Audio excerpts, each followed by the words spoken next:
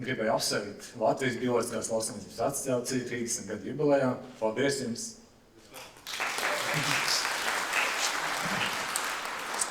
Kamēr mēs lauksaimnieki esam iekļumuši katrs savā saimniecībā un domājam, kā nopelnīt naudu, kā izdzīvot, tikmēr jūs esat tie, kas par mums rūpējās. Tā kā paldies! Raivis man palūdza mazliet pastāstīt par mūsu saimniecību, un Raivim nevarēja atteikt. Tā kā es pastāstīšu, ceru, ka ņemsiet par labu. Tā kā te viss ir ielūdzies, tad es mēģināšu stāstīt ātri, un ja pēc tam kādam būs jautājumi, tad es labprāt pastāstīju atbildēju uz jautājumiem. Tātad mēs esam brāļi, saimniekojam Ērgļu novadā.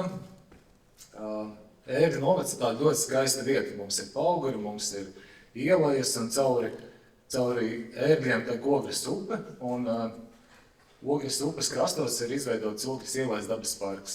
Un principā liela daļa no mūsu saimniecības arī ir šajā Ogres ielejas dabas parka teritorijā. Un visi šie apstākļi arī nosaka to, ka mēs saimniekojam ar lopkopību. Mēs esam izvēlējušies strādāt ar šarolais čirknis lielopiem. Tas sākums īstenībā arī bija diezgan tāds spontāns, jo mums nebija nekādas lielās nojēgas par lauksaimniecību. Un tajā laikā, kad mēs sākām, tas bija 2011. gads, tad klīda leģendas, ka gaļas lopkopība ir ļoti vienkārši biznesa. Palaid lopņus ārā ganībās, rudenī savāc teļus un skaita naudu. Tad mēs uzrāvāmies ar šo te leģendu un tā vēl joprojām strādājam. Un pateicoties šai te leģendai, mēs esam izauguši līdz 1600 hektāru lielai saimniecībai. Ganāmpulkā ir 600 šarolais čirknis lielopi, un kolektīvā mēs esam 12 darbinieki. Tad, kad mēs sākām 2011. gadā, tad, manuprāt, mēs sākām tādā īstajā laikā, jo tajā laikā manas lauksaimniecības politika bija tendēta uz to, lai sakārtotu tās zemes, kas bija aizaugušas, kas netika izmantotas. Un es atceros, ka Ērgļu novadā tajā laikā bija ļoti daudz platības, kas nebija koptas no kolekcijas laikiem, un to iespējami mēs arī izmantojam. Mēs vienkārši ņēmām šīs platības nomā, apsaimniekojām, kā mācējām, bļāvām, ganījām, smalcinājām, cīnījāmies te nepajokam. Un paldies tā brīža politikai, tas arī mums deva tādu startu un impulsu, lai mēs varētu attīstīties. Un no pašām pirmajām dienām, principā, mēs esam visus hektārus certificējuši bioloģiski, un tā kā esam bioloģiskās asociācijas biedri no pirmajām dienām. Un tad, ko mēs darām? Ja runājam par gaļas lopkopību, tad no pašiem pirmsākumiem mēs esam vienmēr spītīgi gājuši uz to, ka mēs vēlamies, lai produkts ar lielāku pievienoto vērtību būtu saražots mūsu saimniecībā, lai mēs dotu cilvēkiem darba vietas, un to mēs uzskatām par savu misiju strādāt, lai cilvēkiem šeit būtu darbs, lai cilvēki būtu mums apkārt. Un šajā sakrā mēs esam ne tikai atdodam jaunlopus uz izsoli, bet mēs dzīvniekus nobarojam, mēs esam attīstījuši savu gaļas pārstrādes cehu, un esam izveidojuši savu internetu veikalu neganta.garda.lv, kurā arī nodrošinām iespēju klientiem pasūtīt mūsu produkciju un nodrošinām piegādi līdz mājām. Tā ir tā pamatlieta, uz ko mēs koncentrējamies. Bet vēl mēs dzīvniekus realizējam kā vaislas dzīvniekus. Mums apmēram ganāmpulka sadalījums ir tāds, ka 70% dzīvnieki ir tīšķirnes, 40% ir krustojumi, un tad no šiem tīšķirnes dzīvniekiem labākos pēcnācējus mēs arī tirgojam kā vaislas dzīvniekus. Un tie dzīvnieki, ko mēs nevaram paši realizēt, tos mēs atdodam uz izsoli namu vai arī kādam citam uzpircējiem. Ja runājam par augkopību, tad mēs ļoti spītīgi centāmies Ērgļu novadā audzēt graudus. Te no rīta jau mums ar pāris saimniekiem bija diskusija, ka nevajag Ērgļu novadā audzēt graudus. Mēs pacīnījāmies un sapratām, ka cīnīties ar dabu nav tā vērts. Gaļas lopu, vispār lopkopība mūsu reģionā ir tas, kas mums ir jādara. Šobrīd no 600 hektāriem, kas bija paredzēti graudkopībai, mēs esam atstājuši tikai apmēram 200 hektārus tādā aktīvā rotācijā, un tie ir tiešām tie labākie lauki, ko mēs esam izlasījuši. Bet pateicoties augkopībai, mēs esam iemācījušies, ko nozīmē lasīt akmeņus, ko nozīmē strādāt smagā zemē, ko nozīmē auguseka, ko nozīmē papu, un tā pieredze bija ļoti laba, un šobrīd mēs to izmantojam ļoti liederīgi, to pieredzīgi. Un tāda īpaša lieta, ko es gribēju uzsvērt, kā produktu mēs ražojam arī bioloģisko daudzveidību. Varbūt sākotnēji tas liekas kaut kā tā kā neiet kopā ar ražošanu, bet kopā ar Dabas fondu mēs esam iesaistījušies projektā Grāslēba 2, kura mērķis ir saglabāt un pavairot dabiskos zālājus. Priekš manīm tāds liels pārsteigums bija, kad es uzzināju ciparus par dabiskajiem zālājiem. Pirms 100 gadiem, tā kā mūsu vecmāmiņas pļāva zāli un krāmēja gubiņas, tad dabiskie zālā no Latvijas teritorijas aizņēma 30%. Šobrīd mēs cīnāmies par 1%. Un, principā, tas biotops dabiskais zālājs ir izmirstošs biotops. Viņš pastāvīgi vairs nevar eksistēt. Un līdz ar to ir vajadzīga cilvēka palīdzība, lai vispār šo biotopu saglabātu. Un tāpēc es jūtos lepns, ka mēs šajā projektā esam iesaistījušies ar 100 hektāriem. Un reku šī puķīte dzeltenā, tā ir tāda unikāla puķīte, kas nekur citur vispār Latvijā nav redzēta.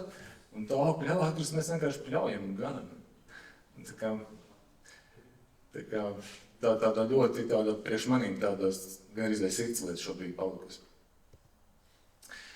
Un par tehnoloģiju mazliet pastāstīšu, kā mēs darām, ko mēs ļoti interesanti darām. Varbūt Arklu mēs esam nolikuši malā jau kādus 7 gadus. Strādājam tikai apmēram šādā dziļumā, ar diska kultivātoru, ar ugens kultivātoru. Un tā doma ir vienkārši pēc iespējas mazāk traumēt sapņu kapilāro sistēmu augsnē. Un tādā veidā nodrošināties par to, ka palu laikā, kad vienkārši lietus laikā tā zeme vienkārši nokrišņā ātrāk aizslotrējās prom. Un kopš mēs atteicāmies no Arkla, šī problēma ar tiem dubļiem, ar mīcīšanos pie dubļiem ir atkritusi. Mēs varam normāli strādāt arī savās smagajās augsnēs. Protams, liela problēma ir nezāles, ja strādā bez Arkla bioloģiskā lauksaimniecībā. Un tieši tāpēc mēs arī pieņemam lēmumu iet prom no okopības. Tā kā viss notiek normāli. Ļoti patīk, ka strādā augi. Tāpat kā Janikam arī mums patīk griķi. Griķis ir ļoti foršs dziļritinātais, griķis nav mans nezāles, griķi mēs izmantojam arī kā zemēslojuma augu. Es vairs nejūtu vajadzību pēc Arkla. Arklu mēs izmantojam tikai plēsumos, un tad, kad tiešām meža cūkas ir norakušas tā, ka nekādi citādi mēs netiekam galā. Interesanta lieta par lopkopību, ko mēs darām garas lopkopībā, reti, kur saimniecība izmanto mākslīgo seglošanu. Mēs visas govis seklējam mākslīgi, regulāri pārbaudam grūsnības, un to mēs darām tāpēc, lai pēc iespējas šis atmešanās process gotiņā būtu īsāks, kontrolētāks, lai nebūtu pārsteigumi, ka sezonas beigās tu saproti, ka 20 gotiņas nav bulles apleces, un tad tev ir saimniecībā. Mums bija tāda pieredze, un kopš tā laika mēs esam nopietni strādājuši pie mākslīgās seglošanas un tās pasākumu kontrolas. Un vēl runājot par zaļām tehnoloģijām, mums ir pašiem savs pārstrādes cehs, kuram ir visi tie propelleri, kondicionieri, kas griežās un patērē milzīgi elektrības daudzumu. Tad mēs esam uzstādījuši saules paneļus, lai šos te visu grieztu jau saules enerģiju. Rēgas palūdza pastāstīt arī par manu filozofiju, tad es tur mazliet sasmējos par šo punktu. Īsti nevar izdomāt, ko lai ir safilozofē. Bet tāds īstais kopsavilkums laikam ir, ar ko mēs katru dienu ceļamies un ejam uz darbu, ir tas, ka mēs gribam pirmkārt attīstīt patstāvīgu uzņēmumu, kurš ir pats dzīvot spējīgs, bez kaut kādām laikām investīcijām. Un otrkārt, protams, mēs gribam strādāt pēc iespējas mazāk traumējot dabu, principā censties dzīvot, strādāt harmonijā ar dabu un dzīvniekiem. Un principā gaļas lopkopība bioloģiskā saimniekošanā, tas, manuprāt, arī ir iespējams. To mēs arī mēģinām darīt. Un vēl es tā mazliet pus pa jokam, pus pa īstam, bet vienmēr tāda punkta, kad mēs cenšamies panākt, lai cilvēki vairojās. Tas domāts laukos, lai viņi vairāk vairojās. Un tieši tāpēc arī mēs esam attīstījuši to gaļas pārstrādi, gaļas realizāciju. Principā mēs varētu no tā visa atteikties un tirgot vienkārši jaunlopus. Bet tad visticamāk mums nebūtu 12 darbinieki, bet varbūt mēs 4 tiktu galā, tad viss darbīgi. Tā kā tā ir tā mana filozofija.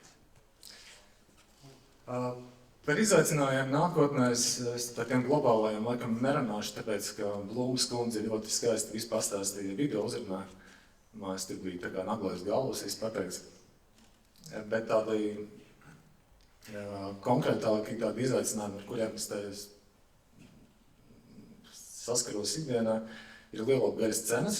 Arī šodien parunājot ar kolēģiem, es sapratu, ka daudziem ir tāda interesanta diskusija par to. Protams, ka gaļas ražotājiem šobrīd ir super, tādas cenas nekad nav bijušas, un tas ir ļoti labi, bet man kā cilvēkam, kas ir iesaistīts arī produktu ražošanā un produktu izniecībā, rodās jautājumi, kas būs pēc kāda laika, kad Latvijā vienkārši būs vakums ar gaļu, lielopu gaļu, un plauktos produktu cena būs vai nu kosmiski liela, vai tad produktu vienkārši nebūs. Īsumā man ļoti interesanti, kā tas attīstīsies. Un vēl es ieliku punktu par to, ka mēs esam šobrīd spiesti strādāt intensīvi. Tīri tā iemesla dēļ, ka viss paliek dārgāk, nomas maksas paliek lielākas, algas jāmaksā lielākas, tas visiem ir skaidrs, ka viss paliek dārgāk. Bet tajā pašā laikā mēs esam spiesti strādāt, pieņemsim runājot par 710. kodu, kas ir dabīgie zālā, ilgadīgie zālā. Manā saimniecībā šo zālā īpatsvars ir apmēram 50%. Mēs nonākam tādā pretrunā. No tiem dabīgiem zālājiem es savu Chevrolet dzīvnieku īsti pabarot nevaru. Man ir jāsai zālāji, man ir jāstrādā intensīvi. Tā manā skatījumā ir problēma ticamai šajā reģionā. Un par par bionozares sadarbību Baltijas ietvaros. Es domāju, ka es Janekam varu pārdot grīķus. No lietuviešu kolēģis domāju, ka mēs varam par kaut ko sabīdīt par gaļas tēmu.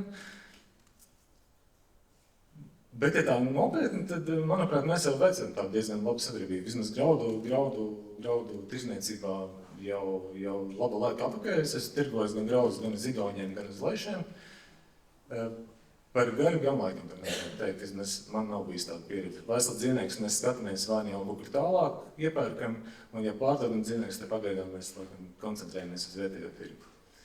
Bet katrā ziņā, protams, es saskatu lielas kooperācijas iespējas Baltijas ietvaros, jo mūs vieno vēsturi, mūs vieno ģeogrāfiju. Ja paskatās uz cipariem, es tā interesi pēc piemet, cik ir Baltijā iedzīvotāji, tad mēs esam kopā 6 miljoni, un tikai Eiropas Savienībā vien ir 448 miljoni. Tā kā mēs esam bišķi vairāk par 1%, un te nav runa par kaut konkurenci, te ir runa tikai par iespējumu kooperēties savā starpā. Un mans pārdoms vēl bija tāds, ka arī šobrīd, kad es runāju ar saviem potenciāliem klientiem, piemēram, tā pašā Vācijā, tad, kad es viņiem pasaku, ka mēs esam no Latvijas, tad viņi tā mājas, ka īsti nesaprot, vai Latvija vai Lietuva, viņi mājas ir atšķirīgi, vai nezinu. Bet, kad pasaku no Baltijas, tad viņi saprot. Un, manuprāt, ka Baltija šobrīd ir tāds diezgan liels vārdam. Tāds kā zīmols spēks, varbūt pat lielāks nekā Latvijai. Jā, tas bija tas, ko es gribēju pateikt. Paldies jums, un ja kādi jautājumi, tad droši var nākt pēc tam un prasīt.